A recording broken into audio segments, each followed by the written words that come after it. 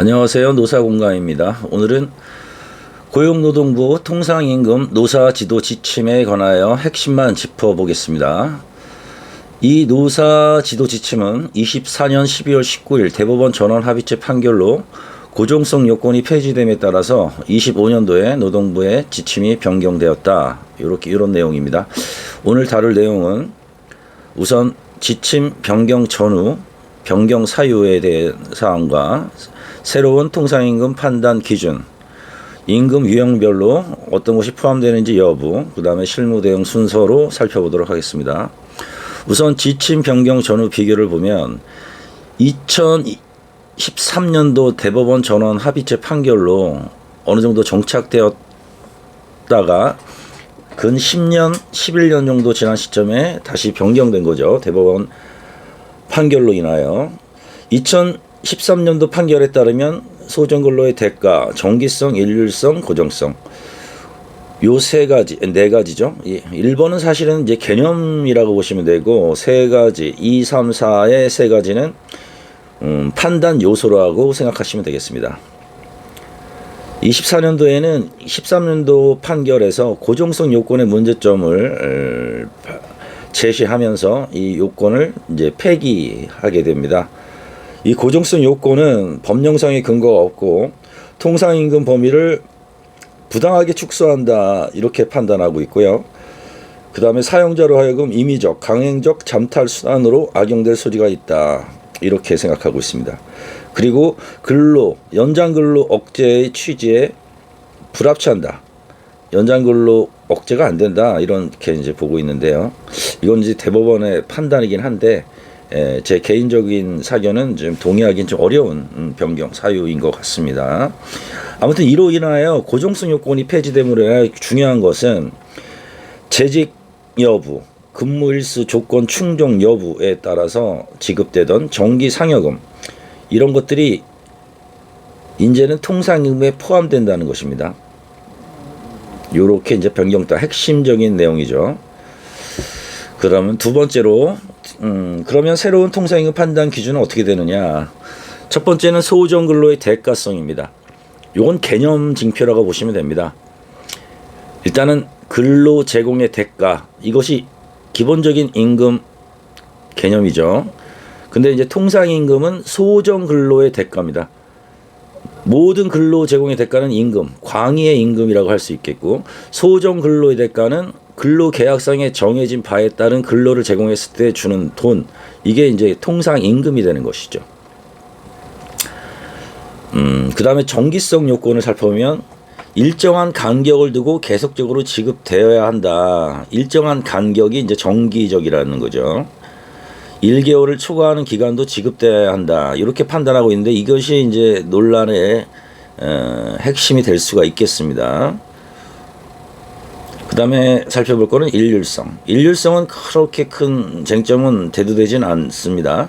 모든 근로자 또는 일정한 조건을 충족하는 그 해당하는 조건에 지급되는 경우이기 때문에 큰 논란은 없습니다.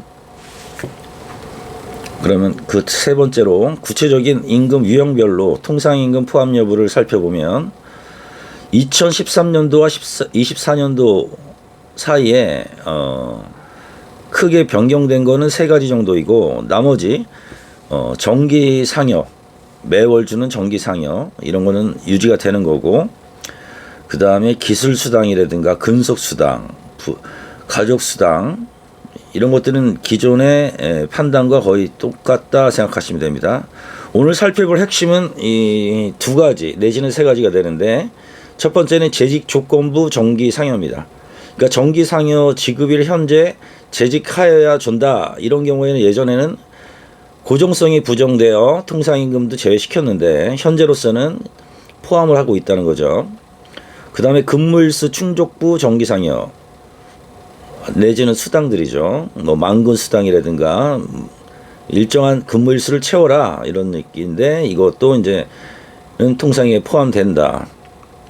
그 다음에 매월 지급하지 않았던 어떤 명절 휴가비, 명절 보너스 이런 것들은 제외됐는데 일단은 정기적으로 지급하고 일률성을 충족하면 포함된다. 이렇게 조건부로 들어가게 되는 거죠.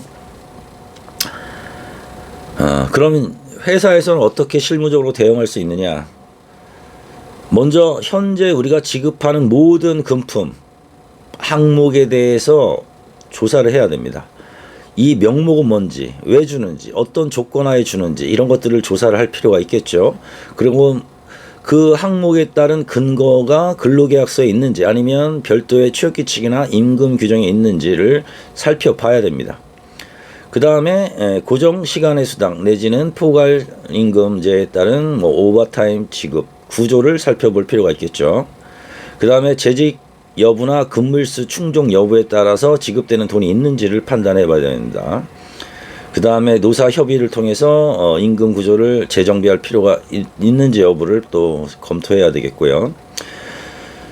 만약에 이 판례나 노사 지침에 위반되는 사례가 있는 연장 야간 휴일 근로 수당을 산정해서 지급한 경우가 있으면 향후에 이걸 어떻게 재산정해서 재지급할 건지 검토를 해야 되겠고요.